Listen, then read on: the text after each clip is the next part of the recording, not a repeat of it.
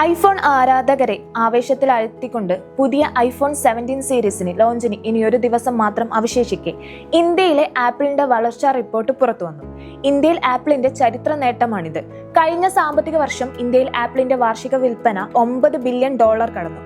Bloomberg report അനുസരിച്ച് ആഗോളതലത്തിൽ ആപ്പിളിന് വെല്ലുവിളികൾ നേരിടുമ്പോഴും ഇന്ത്യയിലെ വിൽപ്പനയിൽ ഒരു കുറവുമില്ല. കൗണ്ടർ പോയിന്റ് റിസർച്ച് ഡാറ്റ പ്രകാരം ഇന്ത്യൻ സ്മാർട്ട് ഫോൺ വിപണിയുടെ 7% ഇപ്പോൾ ആപ്പിളിന്റെ കൈവശമാണ്.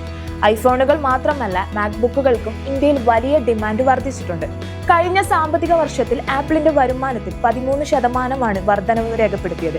ചൈനയിൽ ഷവോമി പോലുള്ള കമ്പനികളുടെ വെല്ലുവിളി കാരണം ആപ്പിളിന്റെ വരുമാനത്തിൽ ഇടിവുണ്ടായ സമയത്താണ് ഇന്ത്യയിൽ ഈ മുന്നേറ്റം എന്നത് ശ്രദ്ധേയമാണ്. ചൈനയിൽ ചെറിയൊരു തിരിച്ചുവരവ് ഉണ്ടായെങ്കിലും കഴിഞ്ഞ 3 വർഷത്തിനിടെ ഇന്ത്യയിലെ ആപ്പിളിന്റെ വരുമാനം 1.2 ഇരട്ടിയാണ് വർദ്ധിച്ചത്. വരുമാനം മാത്രമല്ല, ഇന്ത്യയിലെ ഒരു നിർമ്മാണ ഹബ്ബാക്കി മാറ്റാനും ആപ്പിൾ ശ്രമിക്കുന്നുണ്ട്. നിലവിൽ ലോകത്ത് നിർമ്മിക്കുന്ന 5 ഐഫോണുകളിൽ ഒന്ന് ഇന്ത്യയിലാണ്. തമിഴ്നാടും കർണാടകയും ഉൾപ്പെടെ 5 ഫാക്ടറികളിലായാണ് ഈ നിർമ്മാണം നടക്കുന്നത്. ഇന്ത്യയിലെ സാന്നിധ്യം കൂടുതൽ ശക്തമാക്കാൻ പുതിയ സ്റ്റോറുകളും ആപ്പിൾ തുറക്കുന്നുണ്ട്.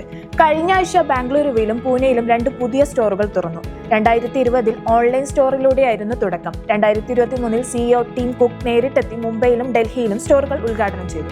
നിലവിൽ നോയിഡയിലും മുംബൈയിലും 2ാമത്തെ സ്റ്റോർ ലോഞ്ച് ചെയ്യാൻ പദ്ധതിയിട്ടിരിക്കുകയാണ് കമ്പനി. ഇനിയും പുതിയ സ്റ്റോറുകൾ വരും വർഷങ്ങളിൽ ഇന്ത്യയിൽ തുറക്കുമെന്നാണ് പ്രതീക്ഷ.